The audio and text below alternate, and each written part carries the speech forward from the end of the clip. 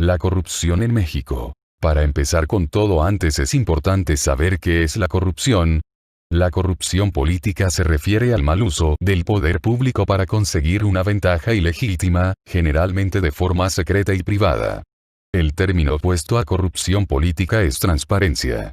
Por esta razón se puede hablar del nivel de corrupción o de transparencia de un Estado. Hablaré de la corrupción en específico de mi país, de nuestro país, México. Hablar de esto es como hablar de alguna tradición ya que se nos ha hecho ver que es típico, que es normal, que podemos vivir con ello sin estar afectados directamente, pero esto no es así, las consecuencias repercuten mucho en nuestra sociedad, todos a lo menos una vez en la vida tendemos a ser corruptos, para salir de una situación o para resolverla, lo típico en la vialidades es la famosa mordida que se les da a los oficiales encargados del tránsito, muchos de estos trabajadores públicos están corrompidos, no tienen moral y simplemente detienen a conductores sin tener ningún cargo, tan solo para sacar dinero. De alguna manera también esos conductores también solapan ese acto de corrupción ya que cuando violan el reglamento del tránsito se les hace fácil preguntar con cuánto se arregla oficial.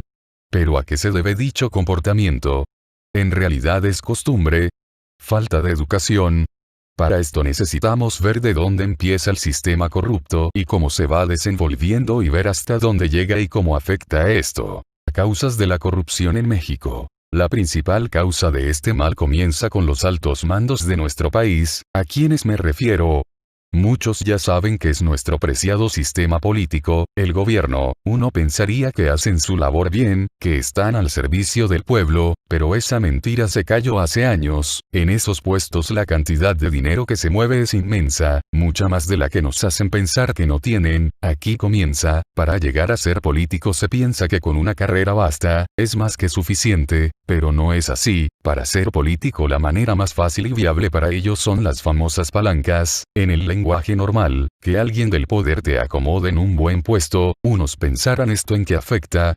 La respuesta es fácil, muchos de estos no saben nada, lo hacen por dinero, es aquí cuando comienza el robo de recursos, impuestos del pueblo para el bolsillo del diputado, presidente o gobernador el cual vive de lo que uno paga y se excusa diciendo que no hay dinero mientras muchos gastan miles de pesos en relojes caros y fiestas extravagantes por su cumpleaños. Ya vimos en qué lugar comienza la corrupción, ahora veremos a dónde se extiende. Como todos sabemos, en México gozamos de un excelente salario, el cual no alcanza para nada, un salario miserable, pero los productos básicos suben cada día, he aquí donde los famosos puercos o policías entran, dado que su salario no alcanza, ellos se ven incitados a detener a los conductores para buscar un dinero extra el cual los beneficie y los ayude. Pero esto no sería posible sin esas personas que apoyan y también promueven la corrupción, dando su mordida al oficial para que los deje ir sin ninguna infracción. Eso es deplorable ya que muestra su falta de cultura y educación. Aquí es donde se ve la ética y moral de una persona.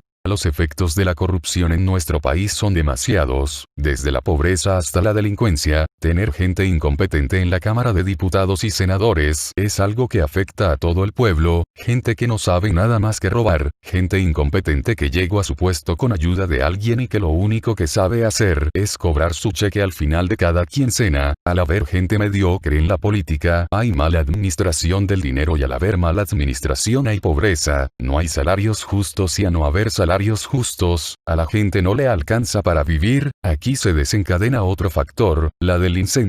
Mucha gente al ver que el dinero no le alcanza o gana poco opta por la vía fácil y ruin, la de robar a la gente honrada que gana su sueldo honestamente, no como otro tipo de personas. Para ser más concretos podemos poner ejemplos sobre la corrupción en nuestro país, uno de ellos es la famosa Casa Blanca de nuestro queridísimo presidente Enrique Peña Nieto, o más bien de su esposa, la gran actriz, Angélica Rivera, alguien muy talentosa que solo hizo novelas en México pero ganó el suficiente dinero para costear una casa de 87 millones de pesos, muy barata. El mexicano bajo el salario mínimo ganaría 24,000 pesos, lo que significa que trabajando bajo el salario mínimo tendrías que trabajar 7,167 años para ganar lo que esa señora ganó en un solo año. Si eso no huele a corrupción, si eso no huele a robo o a fondos sospechosos, entonces no sé qué es la corrupción. Ya para terminar hay que decir que su eliminación no puede ser improvisada, sin un diseño y estrategia clara, pues debe distinguir claramente entre un mal diseño institucional, de prácticas indebidas, falta de conocimiento e impericia, y debe contar con la capacidad para combatir de igual manera prácticas de alta organización de las de baja organización. Se necesita construir las instituciones que controlen, prevengan y corrijan la corrupción y que interactúen cabalmente con otras agencias encargadas de la vigilancia de la labor pública. Por lo que resulta impostergable la creación de una agencia encargada de la prevención, control y erradicación de la corrupción. Esta agencia debe contener estos tres elementos, ya que de otra manera terminará siendo una agencia infructuosa e incapaz de realizar su objetivo. México necesita una agencia anticorrupción que esté a la altura del desarrollo y gobierno que merecen sus ciudadanos. La creación de las capacidades institucionales para prevención, combate y erradicación de la corrupción debe darse así como una forma de favorecer el desarrollo del país al erradicar prácticas que se lo impiden, además de la participación de todos los individuos de una sociedad en el perfeccionamiento del buen gobierno, inculcando valores ciudadanos desde las primeras etapas del desarrollo humano.